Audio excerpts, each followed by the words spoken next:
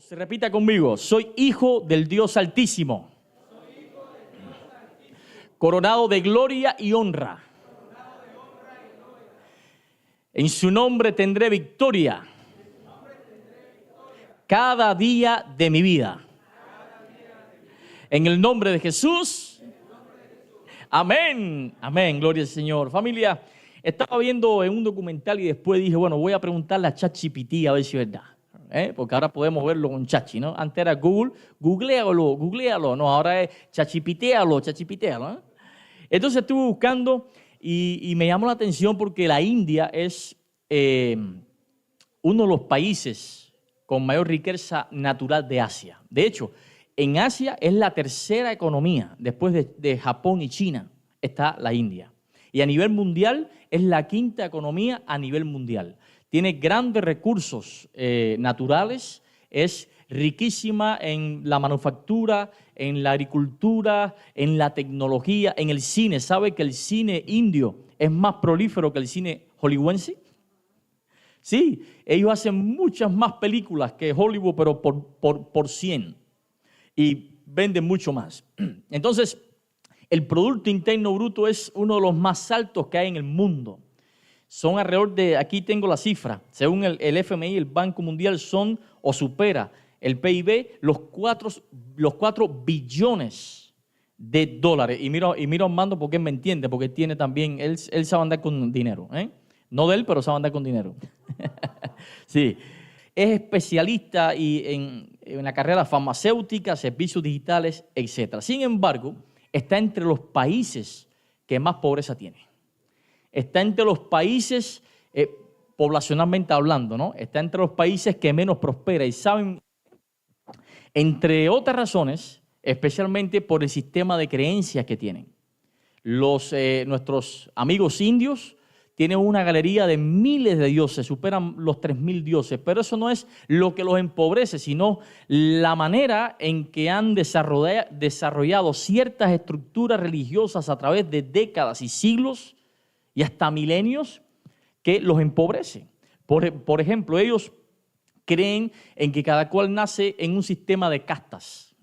Si usted nació pobre, usted se va a morir pobre la vida entera.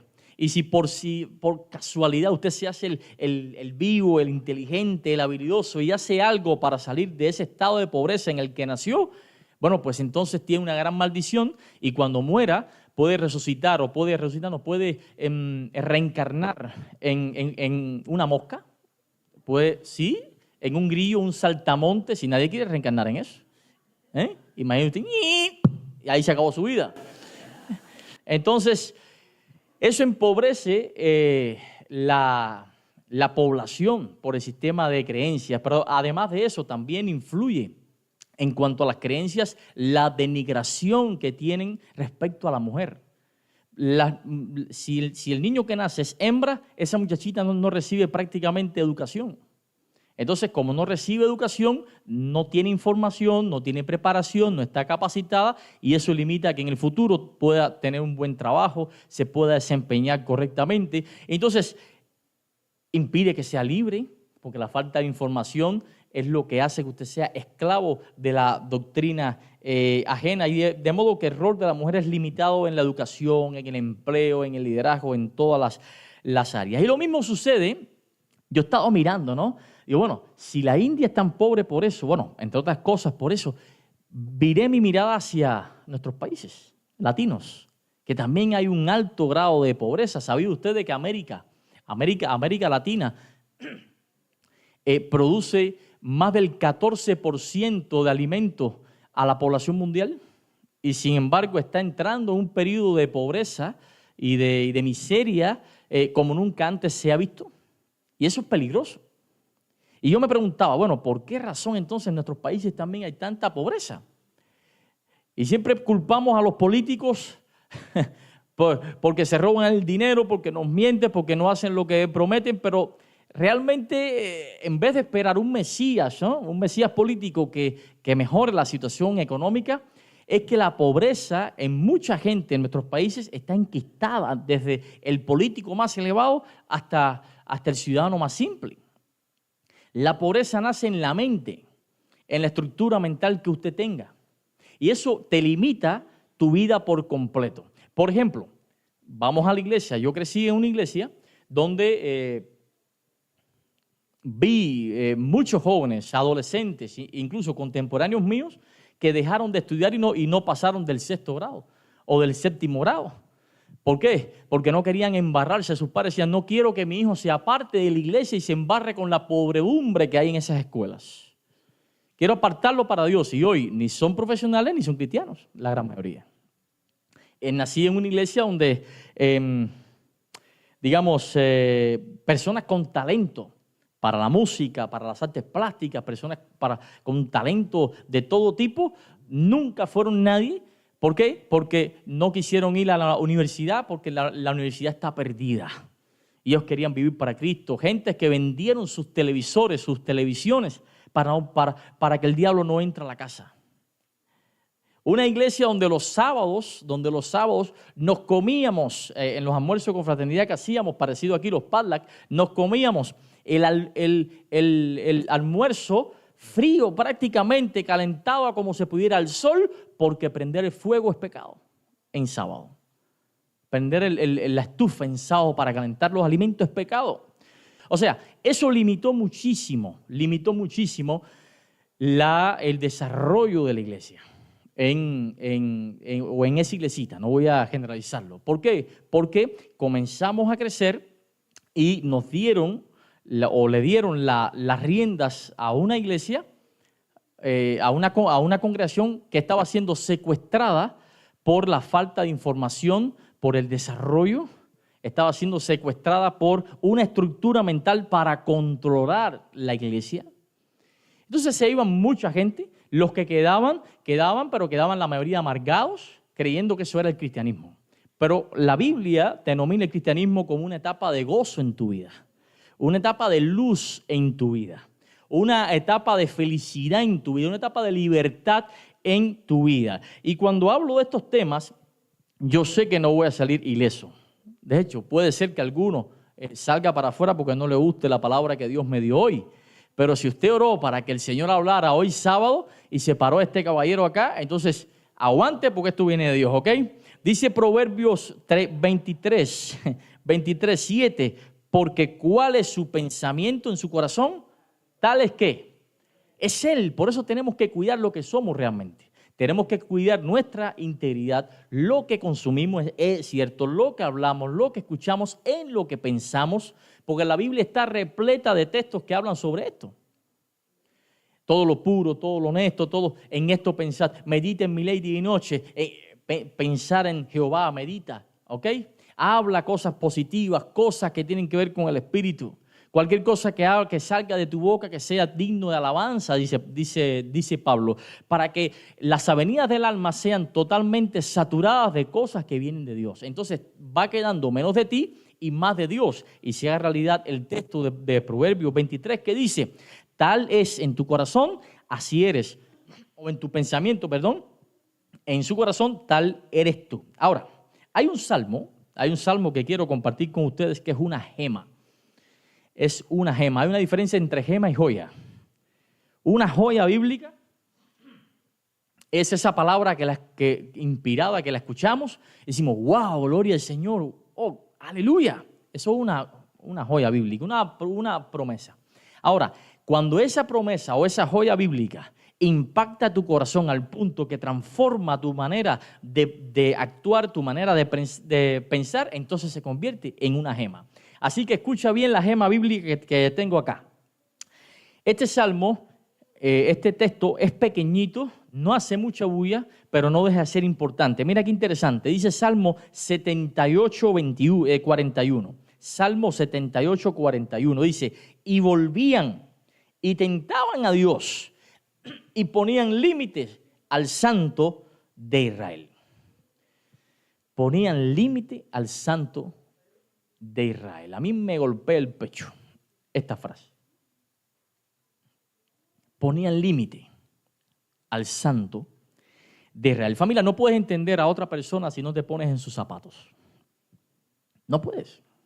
No puedes realmente sentir una empatía, comprender la manera en que actúa otra persona si no te metes mentalmente en su vida si no intentas colocarte dentro de sus zapatos. No puedes entender al Dios en el que crees si no eres espiritual.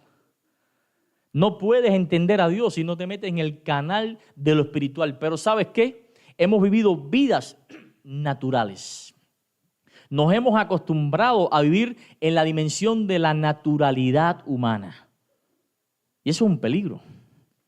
Porque mientras seamos naturales, nuestra vida se va llenando más de nosotros, de nuestra lógica, de la manera en que nosotros creamos nuestros números, sacamos nuestras cuentas y nuestra vida se reduce, nuestra fe se reduce a una cuenta Excel, a un estado crediticio, a una cuenta bancaria. Y de ese modo estamos poniendo límites al Santo de Israel. Porque no entendemos lo que Dios es capaz de hacer con nosotros y por nosotros, porque no somos seres espirituales. Entonces, aquí el salmista puso esto sabiendo, haciendo alusión a lo que pasó en Deuteronomio capítulo 16, verso 6, cuando dice, no tentaréis a Jehová vuestro Dios como lo tentaron en Masá. ¿Qué pasó en Masá? Cuando Moisés escribió esto, estaba haciendo alusión a un evento que ustedes también conocen. El pueblo de Israel es liberado de Egipto, cruza el Mar Rojo, sale para el desierto y llega a este lugar. Entonces comienzan a tener sed. Y comienzan a tener sed. La sed desesperó a unos cuantos. Esos unos cuantos pudrieron el resto del campamento y comenzaron a tirar, a lanzar dardos de críticas hacia el líder. Pero ahí no queda la cosa sigue creciendo. Y ya no se queden dardos de críticas al líder, sino que empiezan a criticar al mismo Dios. Para eso nos trajiste aquí, para que muramos de sed nosotros, nuestras ovejas, qué sé yo. Entonces Moisés consulta a Dios y Dios le dice, dale a la peña. Moisés da la peña y sale agua de la roca y el pueblo comienza a alabar a Dios. Pero a Moisés no le gustó mucho esto y le puso por nombre a ese lugar Meribá o Meribá y Masá. Masá, que en hebreo significa prueba, y Meribá, que significa contienda. Para que nunca se olvide que en ese lugar Dios obró en respuesta a una contienda del pueblo, no en respuesta a la fe del pueblo. Qué lindo sería que cada vez que Dios se mueva en Riverside no sea para aplacar el fuego de una contienda, sino que sea en respuesta a las oraciones de fe de todos nosotros. ¿Cuántos dicen amén? Amén. Qué bueno sería que cuando Dios se mueve en nuestra familia, no sea para aplacar problemas que tenemos entre nosotros mismos, entre los esposos, los hijos, con el vecino, sino se mueva en respuesta a las oraciones que hacemos a favor de nuestro hijo, de nuestra hija, de nuestra esposa, de nuestro vecino. Entonces, el salmista, en este caso Asaf, pensando en ese evento, alrededor de 200 años, de 450 años después, escribe el Salmo 78. Y escribe así. Y volvían. ¿Y qué? Y tentaban al Dios de Israel. ¿Por qué? Porque ese pueblo vio 10 plagas durísimas, donde el pueblo de Egipto, el país de Egipto quedó devastado, la economía más grande de ese tiempo, una de las más grandes, quedó devastado. El pueblo de Israel no sufrió ninguna consecuencia. Plaga tras plaga vieron la mano de Dios. Vieron cómo el mar se abrió de manera majestuosa. Vieron señales, milagros y prodigios. Y ahí avanzaron, el mar se detuvo así abierto hasta que casi 2 millones de personas con todo su ganado, con todos los viejitos, los niños, todos, así pasaron al lado allá y vieron cómo cuando pasó el último se cerró ese mar y hundió en las profundidades del Mar Rojo al ejército tan temible o tan temido de la época. Vieron tantos milagros, vieron la liberación de una esclavitud que duró en Egipto cerca de 250 años. Y ahora, porque tenían sed, comienzan a renegar. Ya Dios no está con nosotros porque tenían sed. Pero ¿por qué comenzaron a renegar? Porque olvidaron las cosas lindas que Dios hizo en el pasado con su pueblo. Por eso repito vez tras vez, no tenemos nada que temer al mañana, al futuro, a menos que olvidemos la manera en que Dios nos ha traído hasta aquí, nos ha conducido en el pasado. Entonces Asaf escribe, hoy volvían y tentaban y tentaban a Dios y ponían límite al Santo de Israel. Lo que está diciendo aquí este salmo es que el pueblo con su incredulidad canceló una acción de Dios mayor. ¿Sabes que puedes cancelar una bendición gigantesca en tu vida por tu incredulidad? Dios no actúa a favor tuyo en base únicamente a lo que creas o al tamaño de tu fe. Dios actúa a favor tuyo en base a su amor. Lo que lo mueve es su amor. Y ese amor lo compensa la fe de su pueblo. Porque sin fe es imposible agradar a Dios. Sin fe es imposible. Ahora, Carriles, ¿de qué modo limitamos a Dios entonces en la iglesia? ¿De qué modo yo puedo limitar a Dios en mi vida? ¿De qué modo yo puedo limitar a Dios en mi familia? Mira, limitas a Dios en la iglesia cuando se hace algo y está entrando la apostasía. ¿Pero por qué? Porque eso nunca se había visto aquí. La apostasía. El mundo está entrando a la iglesia. Eso pone el límite al Santo de Israel. Porque ¿qué sabes tú si lo que está sucediendo es provocado por Dios o no? ¿Ya le preguntaste a Dios?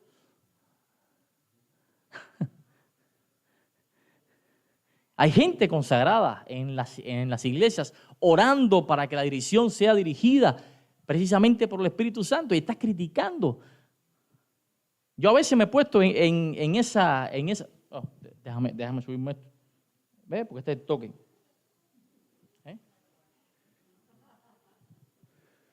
Ya veía el hermano, hacemos así, yo no entendía, ¿no? Pero ya. Entonces, yo a veces me he puesto en ese canal también y el Señor me ha reprendido. ¿Por qué? Porque no podemos limitar el accionar del Espíritu Santo. En nuestra familia tampoco podemos limitar el accionar del Espíritu Santo. Sí, hasta aquí Dios nos ha ayudado, pero ya este matrimonio no hay, ni Dios lo arregla. Ya todo esto está roto. En mi vida limito a Dios creyendo que Dios puede perdonar los pecados de cualquiera menos esto que hice. Limito a Dios creyendo que Dios puede llegar hasta un punto, pero ya de ahí para allá no me lo merezco. ¿Sabes que Dios no te da lo que tú mereces? Si Dios te diera lo que mereces, ¿no te hubieras sentado ahí? Por eso, cuando vas a Dios no puedes ir en base a lo que tú mereces, sino en base a lo que Jesucristo ganó por ti. El hombre da lo que el otro merece, pero Dios da lo que tú necesitas sin importar si lo mereces o no. Aleluya. Entonces, tenemos que creer que la mano de Dios es tan grande que puede alcanzar al pecador más vil. Puede restaurar la vida más destruida, puede unir las fracciones, los restos del matrimonio más despedazados, puede restaurar tu salud, puede hacer cosas grandemente increíbles. Y solo si no le pones límite al Santo de Israel. Es como una tarjeta de crédito. ¿Cuánto tiene tarjeta de crédito acá? Todo, ¿verdad? Ahora voy a empezar a decir, ¿cuánto tiene un crédito? ¿800? No. Es como una tarjeta de crédito. El banco te da un límite. Usted pone un límite y te da un límite de uso diario. A ver si estoy bien, jefe. Un límite de uso diario. Y ya cuando usted llega diariamente a ese límite de gastos, ya no puede seguir gastando. Y a veces limitamos el crédito de los milagros, de las señales y los prodigios del cielo.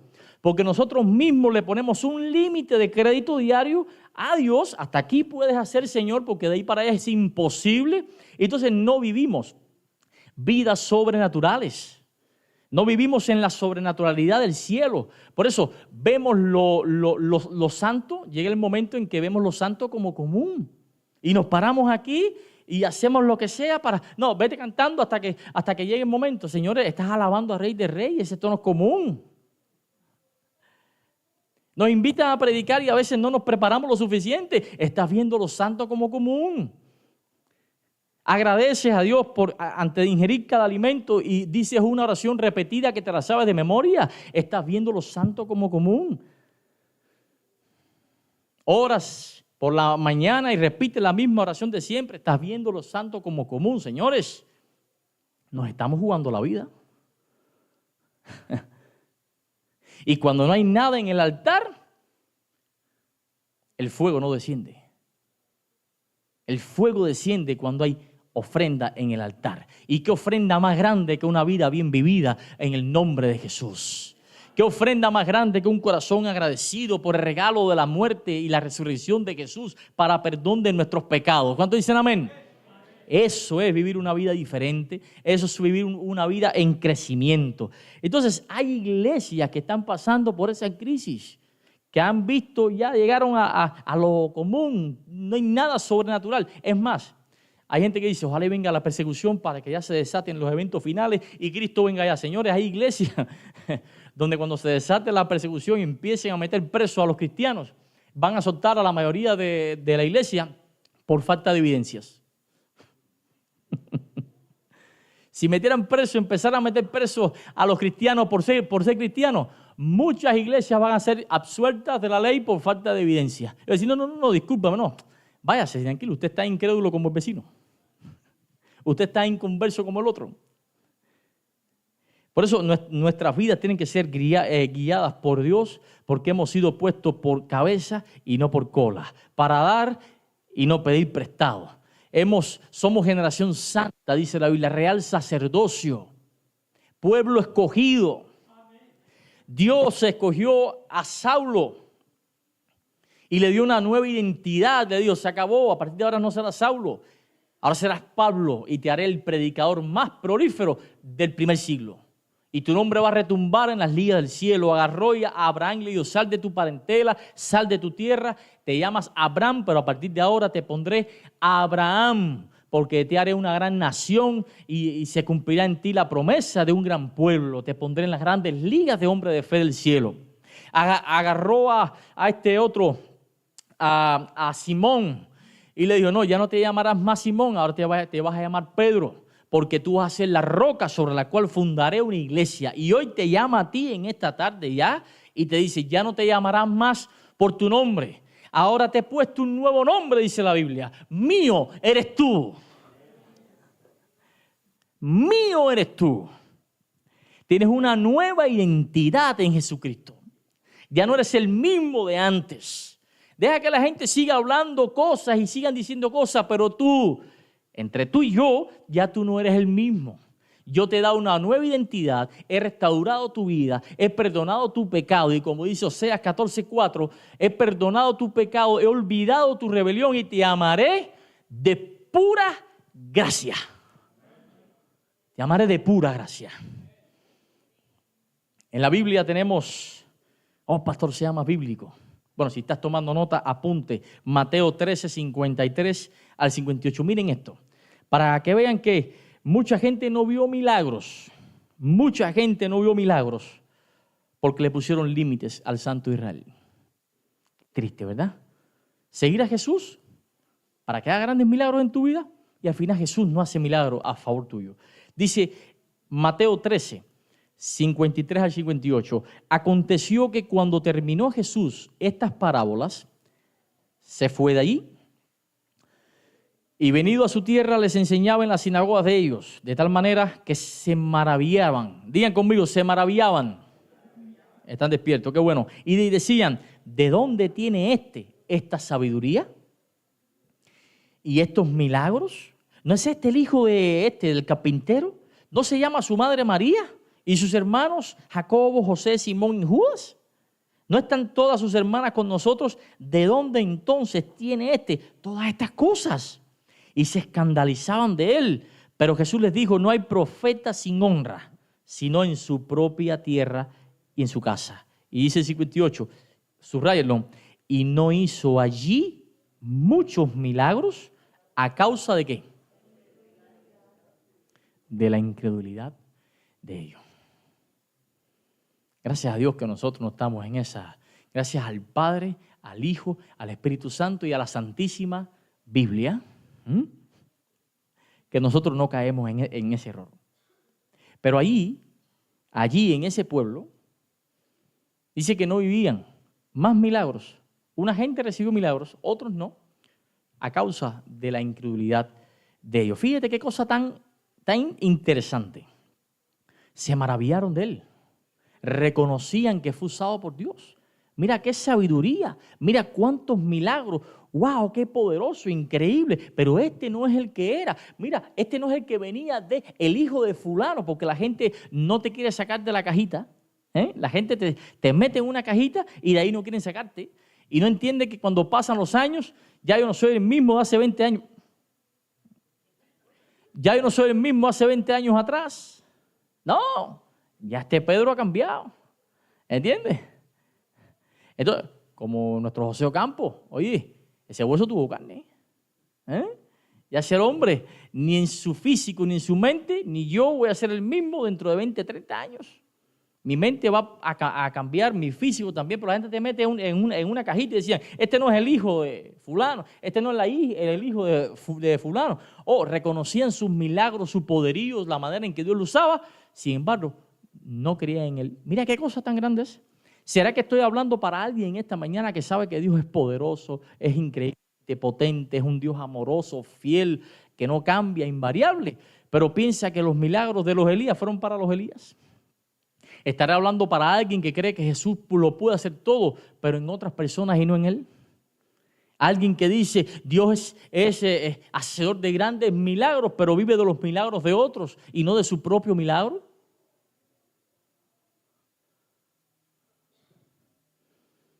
La escena se repite hoy en la nación, se repite hoy en la iglesia, se repite hoy en la familia y se repite hoy en nuestra vida. Veríamos más milagros en nuestra vida, en la iglesia, si no limitáramos al Santo de Israel. Hay un texto, y ya con este texto quiero terminar, en las Escrituras, que es altamente impresionante. Aparentemente es una victoria increíble, pero realmente demuestra una manera en que se limitó tristemente al Dios de Israel y se encuentra aquí en Jueces capítulo 1. En el capítulo 1 se da una galería tremenda de victorias increíbles que tuvo el pueblo de Israel. Dios le da a Judá la misión de acabar con los cananeos de los montes y del valle para que sean extirpados totalmente de esa tierra y el pueblo de Israel pueda gozar de total paz y libertad en ese lugar. Sin embargo, al principio todo fue una victoria tras otra, pero no tomaron la tierra totalmente. Dice allí Jueces capítulo, y esto es un contrasentido, ¿no? Porque que el texto diga que Dios estaba con su pueblo y al mismo tiempo que ese pueblo que gozaba de la presencia de Dios no logró los objetivos que Dios quería, eso como que es una tensión, ¿no? Pero dice Jueces capítulo 1, verso 19, y Jehová estaba ¿con quién? Los que tienen su Biblia, con Judá.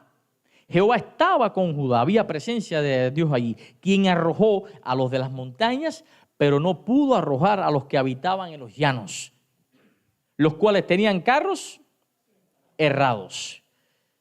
Fíjate, dice aquí, y Jehová estaba con Judá, a quien arrojó a los de la montaña. O sea, aquí se ve claramente que la presencia de Dios estaba con Judá. Lo dice el texto. Dios estaba con él. Ajá. Entonces, a tal punto que le dio victoria. O sea, aquí al principio Judá tuvo éxito inicial, pero la cosa se complica. Porque dice más abajo, y es lo que me golpea el pecho, dice, pero no pudo arrojar a los que habitaban en los llanos, los cuales tenían carros errados. ¿Dios estaba con Judá, sí o no? Sí. Entonces, si el texto dice que Dios estaba con Judá, ¿por qué Judá no pudo con los del valle? Si Dios estaba con él, ¿será que se puede tener derrotas aún estando Dios contigo?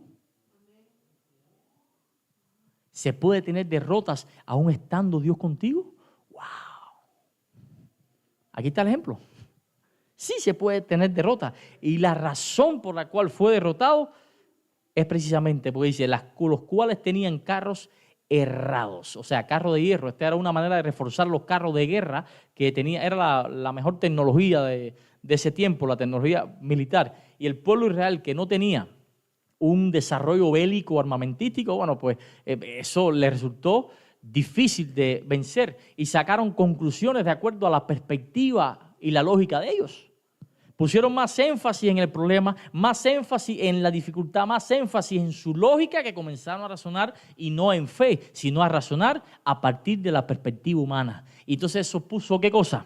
Límite al Dios de Israel. Ahora fíjate, tenemos un Dios que hizo cosas gigantescas.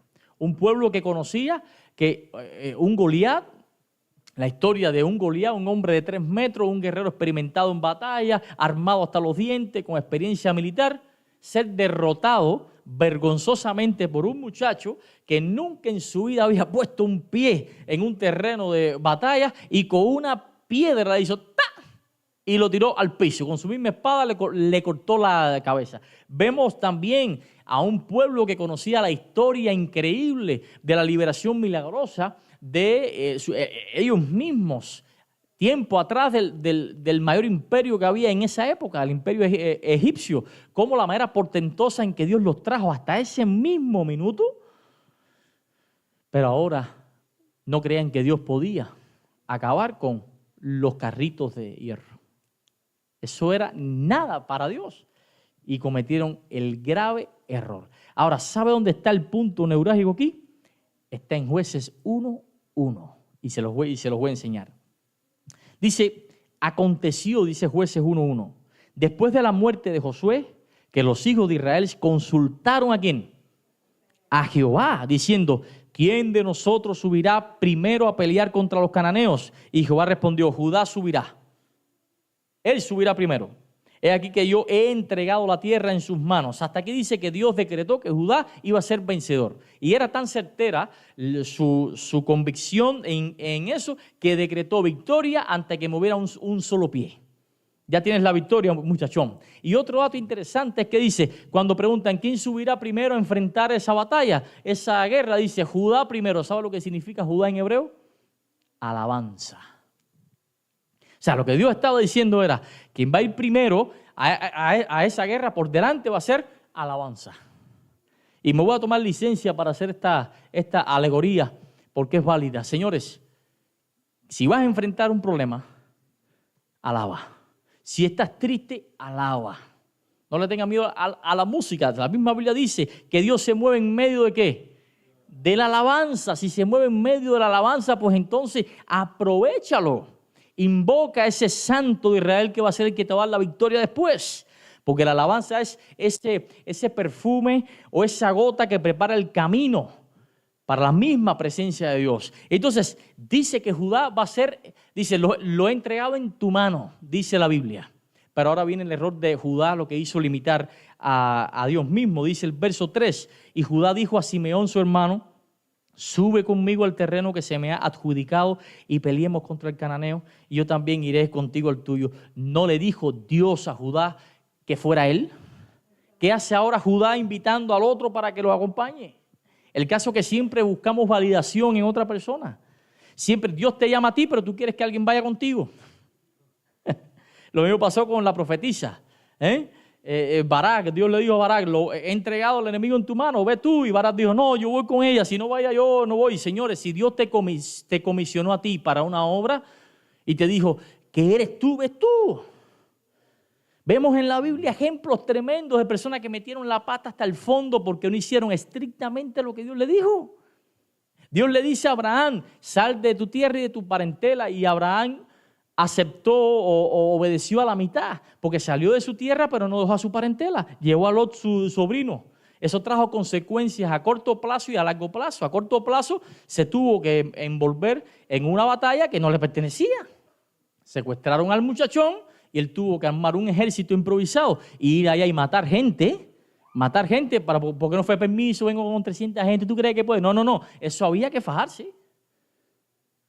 Y Abraham tuvo que matar gente y sus soldados también para poder rescatar a Lot, todo porque no le hizo caso a Dios de dejar a su parentela. Y a largo plazo, ¿de quiénes salen? ¿Quiénes son los que salen de Lot? Los moabitas y los amonitas, los enemigos eternos del pueblo de Israel bíblico. Todo porque Dios le dijo una cosa y Abraham obedeció a la mitad. Le puso límite al Dios de Israel. Tenemos a Moisés. Dios le dijo, ve tú y habla con Faraón. No, yo no, porque yo soy tartamudo. Mira, que vaya conmigo Aarón.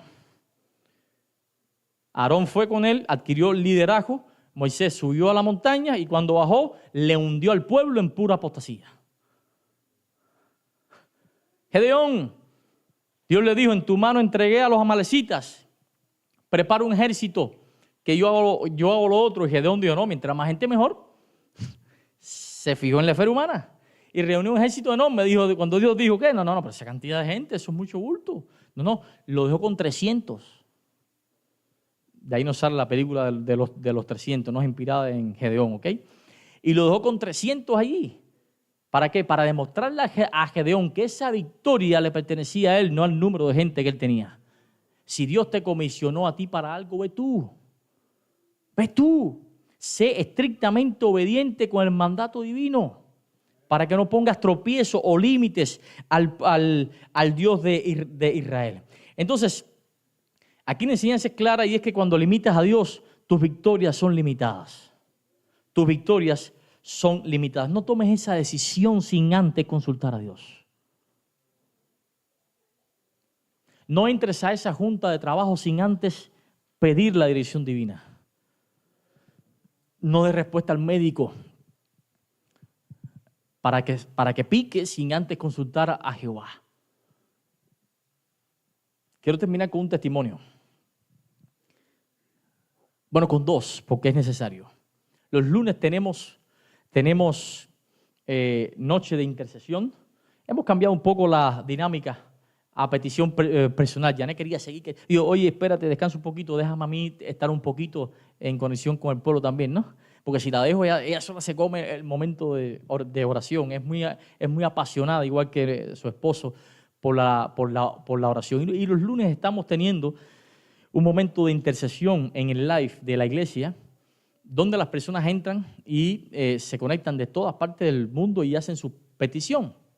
Y resulta que hemos visto varios milagros ya de una semana para la otra. El último milagro que Dios hizo en esta semana es que el lunes se nos hizo una petición en el live. Búsquenlo ahí para que vean la petición de una muchacha que iba a ser operada en esta semana que ya pasó de 15 tumores en su pelvis.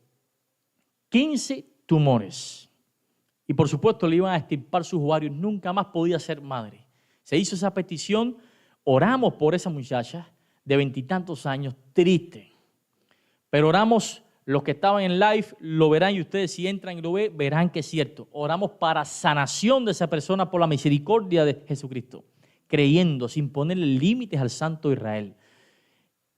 Y en esa misma semana recibimos la grata noticia que sí operaron a esa muchacha para quitar los 15 tumores. Y cuando abren así, no encontraron un solo tumor.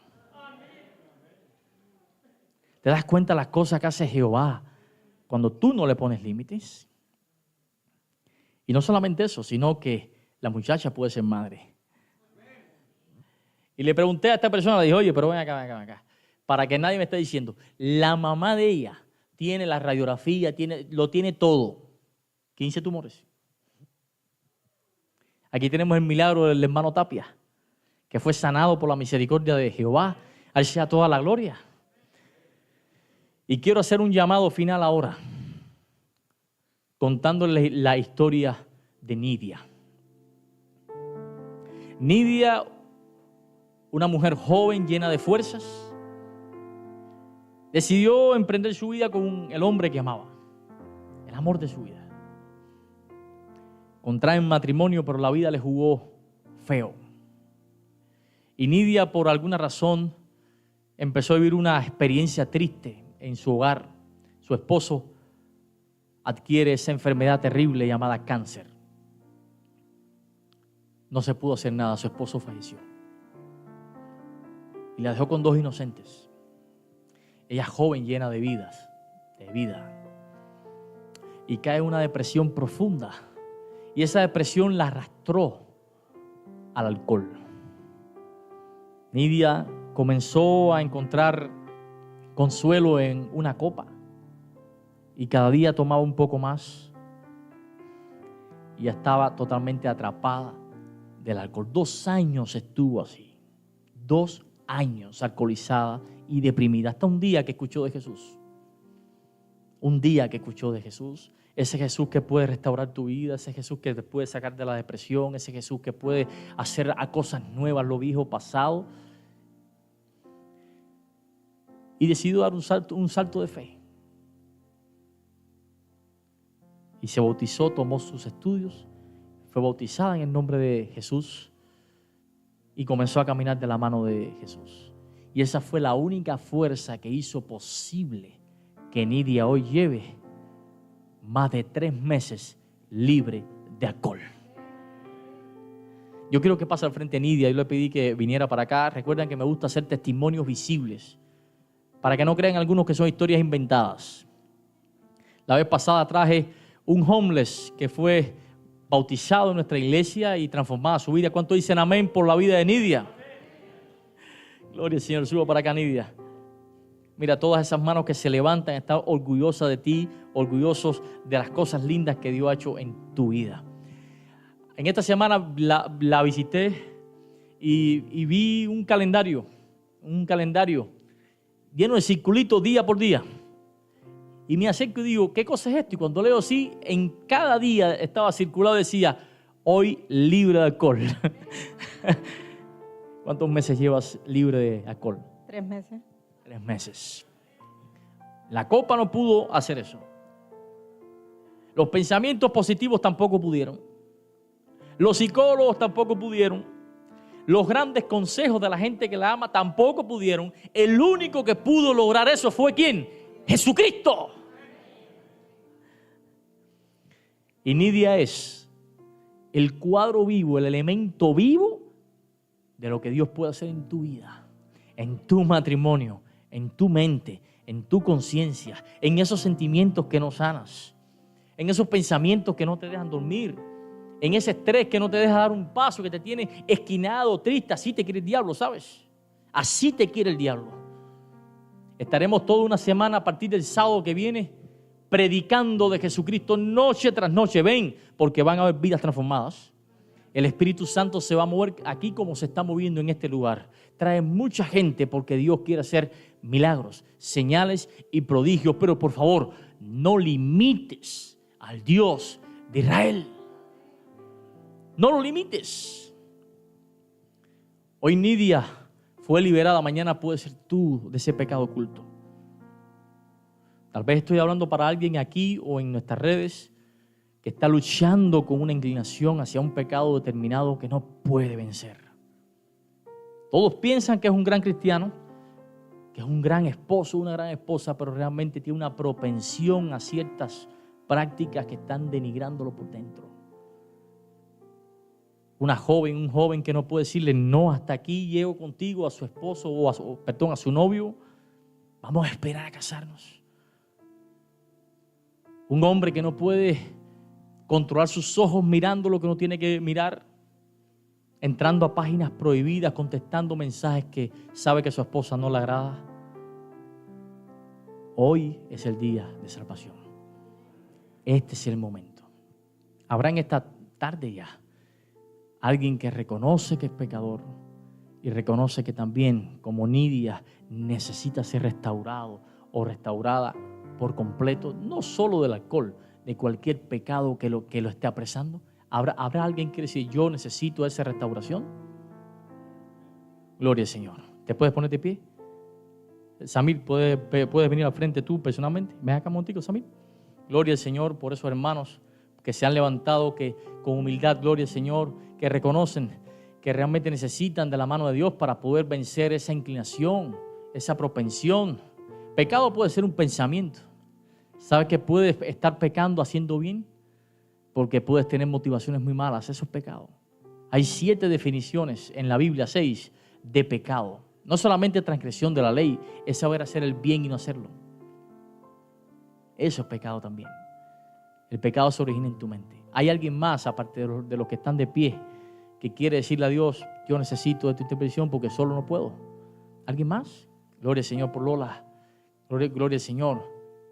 ¿Alguien más? Gloria a Dios. Gloria a Dios por los hermanos que se están levantando. Familia, si tú en esta mañana no reconoces que necesitas de Jesús para vencer el mal, estás pecando. Porque solo tú no puedes. Así que te invito a que te pongas de pie de una vez, por favor. Y entendamos que sin Cristo no es posible. Llamé a Samir acá. Samir me ha pedido ser bautizado también. El sábado 18 tendremos, no voy a decir el número, pero tendremos muchos bautizos para la gloria de Dios. Hay mucha gente estudiando Biblia con nosotros. Mucha gente asistiendo a los grupos pequeños. Agradezco muchísimo a los líderes que están echando adelante esa obra. Y si a mí me pide ser bautizado, él tiene cosas que superar. ¿Sí o no? Pero puede solo. Ponte al lado de ella. Si ella pudo, campeón, usted puede. Si ella pudo, usted puede y yo puedo y tú también puedes. Todos tenemos luchas internas. Todos tenemos luchas internas. Yo pido a nuestro primer anciano, está arrodillado intercediendo, pero que venga acá al frente conmigo acá para tener una oración intercesora, no solamente por ellos, sino por todos ustedes. Porque si no fuera por Jesucristo, ay chicos, te hubieras perdido. Puedes guardar los 10 mandamientos al dedillo, te hubieras perdido. Puedes hacer todo exactamente como Jehová quiere, te hubieras perdido. Porque eres malo. Soy malo. La salvación es posible únicamente por Jesucristo. Por gracia, no por obra, para que nadie se esté gloriando. Ahora, hoy le hemos abierto el corazón al Espíritu Santo para que haga la transformación en nosotros y perdone nuestra maldad. Eso es gracia. Y cuando ya el Espíritu Santo hoy se ha colado en nuestro corazón, a partir de ahora ya no vivo yo. Ahora vive Cristo en quién. Por lo tanto, todo lo que yo haga ahora lo produce ¿quién? Jesús. Jesús. ¿Vas a caer? Sí vas a caer. Pero 7 veces cae el justo y 7 se levanta. Y eres victorioso en nombre de Jesús. Por eso las obras que haces, no las haces para salvarte, lo haces porque ya estás salvo. Por eso es importante la gracia y también las obras, porque miren de qué está hecho el árbol. ¿Da fruto? Amén. Pero solo Dios puede juzgar el corazón, ¿ok?